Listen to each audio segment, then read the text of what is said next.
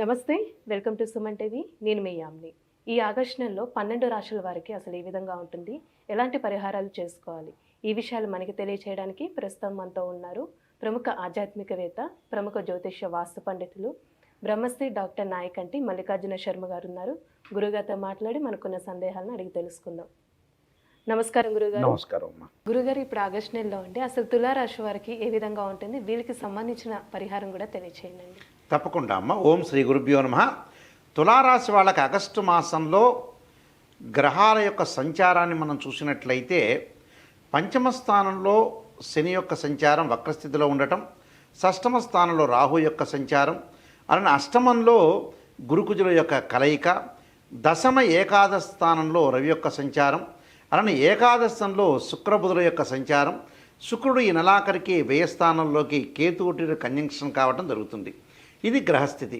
తులారాశి వాళ్ళకు ముఖ్యంగా రాహు యొక్క ఫలితం వల్ల అనుకున్నవన్నీ కూడా నెరవేరటం, సర్వత్రా విజయం లభించే అవకాశాలు ఉంటాయి. ఆర్థిక స్థితిగతులు మారే అవకాశాలు, ఆర్థిక స్థితి పరిస్థితులు కూడా అనుకూలంగా ఉండటం, అంటే ఫైనాన్షియల్ పరంగా అనుకూలంగా ఉండే అవకాశాలు ఎక్కువ ఉంటాయి. అంటే ఆర్థిక స్థితిగతులు మారటమే కాదు, వాళ్ళకి లాభాల పాట కలిగే అవకాశాలు ఎక్కువ ఉంటాయి. అంటే ధనధాన్య సమృద్ధి, దాంతోపాటు గృహ నిర్మాణము, బంధువులతోటి జనులతోటి సంతోషం కలిగే అవకాశాలు, సర్వత్రా విజయం లభించే అవకాశం ఉంటుంది. కార్య సాఫల్యత, అంటే ఏదైతే మనం కార్యక్రమాలు అనుకుంటామో అలాంటివన్నీ కూడా వాళ్ళకి సాఫల్యత కలిగే అవకాశాలు ఉంటాయి. అంటే రాహు వల్ల విదేశాలకు వెళ్ళే అవకాశాలు, అలానే గ్రీన్ కార్డు హోల్డర్స్ అంటారు, అంటే దేశం యొక్క పౌరసత్వం లభించాలని ఆలోచన చేస్తుంటారు, అంటే మనకి రేషన్ కార్డు లాగా.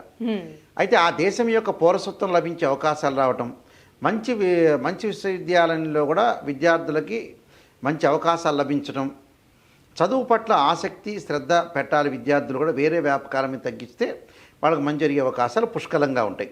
అలానే ఇక్కడ రవి వల్ల కూడా, ఏదైతే రవిగ్రహం ఉన్నారో రవి వల్ల కూడా కొంత ఆరోగ్యము, గృహమునందు శుభ కార్యక్రమాలు చేయటం సూర్యగ్రహం వల్ల, అలానే బంధుమిత్రుల యొక్క కలయిక, అలానే ఆరోగ్యపరంగా అనుకూలంగా ఉండటం, అలానే అష్టమంలో ఎప్పుడైతే మనకి వీరికి గురువు యొక్క సంచారం ఉన్నాడు 8వ స్థానంలో, అంటే అష్టమంలో గురువు ఉన్నాడు, కుజుడు ఉన్నాడు. అష్టమంలో గురువు వల్ల ఏంటంటే ఆదాయానికంటే కొంత మించిన ఖర్చులు ఏర్పడుతుంటాయి.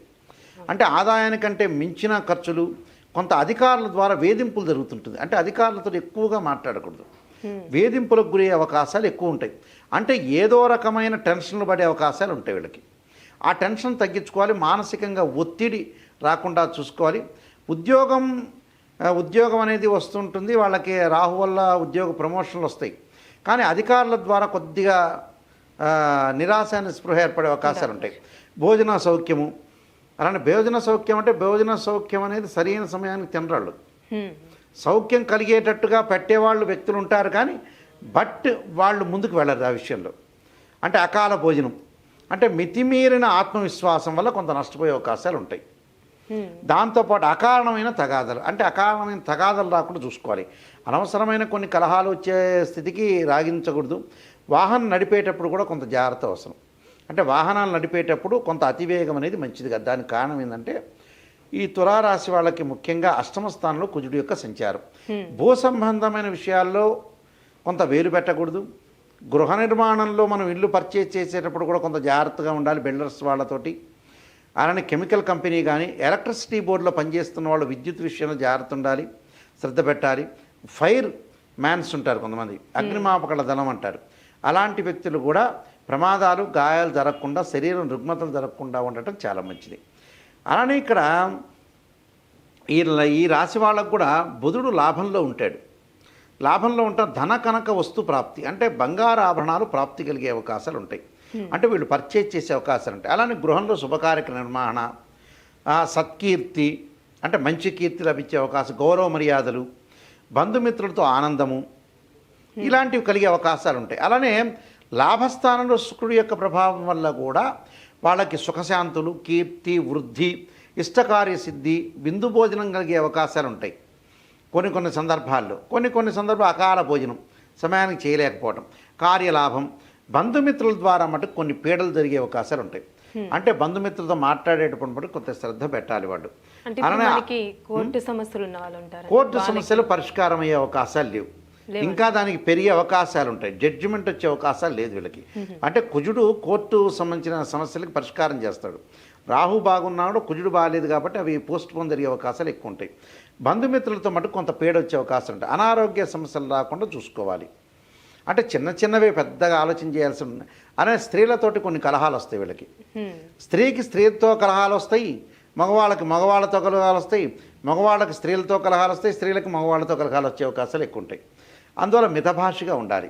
దాంతోపాటు లంగ్స్ సంబంధించిన వ్యాధులు కొంతమందికి ఉంటాయి. అంటే చెవి, ముక్కు, గొంతు, నిమోనియా సంబంధించిన వ్యక్తులు, ఊపిరితిత్తులో ఉన్న సమస్యలు ఉన్న వాళ్ళు మటుకు అజాగ్రత్త అనేది పనికిరాదు. అంటే జాగ్రత్తగా ఉండాలి, శ్రద్ధ పెట్టాలి. అంటే ఐస్ క్రీమ్స్, కూల్ డ్రింక్స్, ఏసీలు, కూల్ వాటర్ ఇవన్నీ అవాయిడ్ చేయాలి. కుటుంబంలో శుభం జరిగే అవకాశాలు ఉంటాయి. స్త్రీ సౌఖ్యము, అలానే శరీరంలో సుఖము, సంఘంలో గౌరవ మర్యాదలు, స్థానచలనము, శారీరక శ్రమ తగ్గట్టుగా ఫలితం వచ్చే అవకాశాలు ఒకటి ఉంటాయి. అంటే ఇవన్నీ కూడా కొద్దిగా గ్రహాల యొక్క మార్పుల వల్ల విద్యార్థుల మటుకు ఏకాగ్రత చాలా అవసరం. అంటే ఏకాగ్రత అనేది ఉంటేనే మనకు మంచి జరిగే అవకాశాలు ఉంటాయి. తీర్థయాత్రలు చేసుకునే అవకాశాలు ఉంటాయి. సో తులారాశి వాళ్ళకి ఏ గ్రహాలు బాగలేదని మనం చూస్తే బాగున్నవి చూసుకునేటట్టయితే రాహు బాగున్నాడు. అంటే రాహు షష్టమ స్థానంలో ఉండటం వల్ల అన్ని మంచి ఫలితాలు చేసే అవకాశాలు ఒకటి ఉంటాయి. దానితో పాటు శుక్రగ్రహం బాగుంది, లాభంలో ఉన్నాడు. లాభంలో ఉన్నాడు, వ్యయంలో వచ్చినా కూడా నెలాఖరులో వస్తాడు కాబట్టి ఇబ్బందికరమైన వాతావరణం లేదు.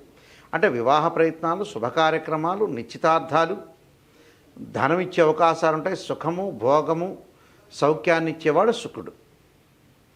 శుక్రగ్రహం బాగుంది, రాహుగ్రహము బాగుంది. అలానే బుధుడు, శుక్రుడు కలవటం వల్ల కూడా తులారాశి వాళ్ళకి నూతన వ్యాపారాలు ప్రారంభం చేయొచ్చు. వ్యాపార పరంగా బాగా లాభాలు కలుగుతాయి వాళ్ళకి. అంటే నెలాఖరులో కొద్దిగా వ్యాపార పరంగా కొన్ని ఇబ్బందులు వస్తాయి, కానీ 25వ తారీఖు వరకు కూడా చాలా సుఫలితాలు జరుగుతాయి తులారాశి వాళ్ళకి. ఇంకా అంటే మెరుగైన ఫలితాలు వచ్చే అవకాశం అంటే బుధుడు, శుక్రుడు, రాహు ఈ 3 గ్రహాలు అనేవి చాలా అద్భుతంగా ఉన్నాయి. రవి మిశ్రమంగా ఉన్నాయి. కొద్దిగా గురువు బాగలేదు కాబట్టి ఆర్థిక పరంగా ఆదాయ విషయాల్లో కొద్దిగా మనం శ్రద్ధ పెట్టి జాగ్రత్తగా ఉంటే సరిపోతుంది. దీనికి కొన్ని పరిహారాలు చేసుకుని ముందుకు వెళ్తే మంచి జరుగుతుంది. ఎలాంటి పరిహారం? తప్పకుండా దీనికి స్త్రీలు కూడా ఈ పరిహారం చేసుకోవచ్చు. తప్పకుండా మగవాళ్ళైనా కూడా ఎప్పుడు చేయాలి అంటే గురువారం రోజున కానీ, గురువారం ప్రాతకాలంలో కానీ, గురువారంలో కానీ, గురువారం రోజున ప్రదోషకాల సమయంలో కానీ, శుక్రవారం రోజున శుక్రహోరలో కానీ, శుక్రవారం రోజున ప్రదోషకాల సమయంలో సాయంకాలం వేళ శ్రీ జగద్గురు ఆదిశంకరాచార్య విరచితమైన శ్రీ కనకధారా స్తోత్ర పారణం చేయాలి. అలానే ఆ రోజున గురువారం, శుక్రవారం సహజంగా ఏంటంటే జ్యోతిష్ శాస్త్రం ప్రకారం గురువారం లక్ష్మీవారం అంటారు. ఆ లక్ష్మీవారం రోజున కానీ, శుక్రవారం రోజున కానీ తప్పకుండా మహాదేవేచ విద్మే విష్ణుపత్ని ధీమే తన్నో లక్ష్మీ ప్రచోదయాతని 21 సార్లు కానీ, 27 సార్లు కానీ, 54 సార్లు కానీ, 108 సార్లు కానీ, గురువారం కానీ, శుక్రవారం కానీ, ప్రాతకాలం, ప్రదోషకాలం, లేదా శుక్రవారం రోజున ప్రాతకాలం, ప్రదోషకాలం స్త్రీలు కానీ పురుషులు కానీ చేయటం మంచిది. విద్యార్థులు ఏమి చేయాలి అంటే సరస్వతీదేవి యొక్క ప్రార్థన చేయాలి గురువారం రోజున ఉదయం పూట. వాళ్ళ పిల్లలు చేయకపోతే తల్లిదండ్రులు చేయటం మంచిది. అలానే ఈ రాశి వాళ్ళు దానం చేయాల్సింది శనగలు దానం చేయాలి. కేజింబో శనగలు దానం చేయటం అనేది చాలా మంచిది. ఎందుకంటే గురువు యొక్క దోషం పోవడానికి తప్పకుండా చేయండి. విద్యార్థులు కూడా దానం చేయటం వల్ల కూడా వీళ్ళకి మంచి ఫలితాలు వచ్చే అవకాశం ఖచ్చితంగా ఉంటుందమ్మా. మంచి పరిహారం తెలియజేశారండి. ధన్యవాదాలు. నమస్కారం.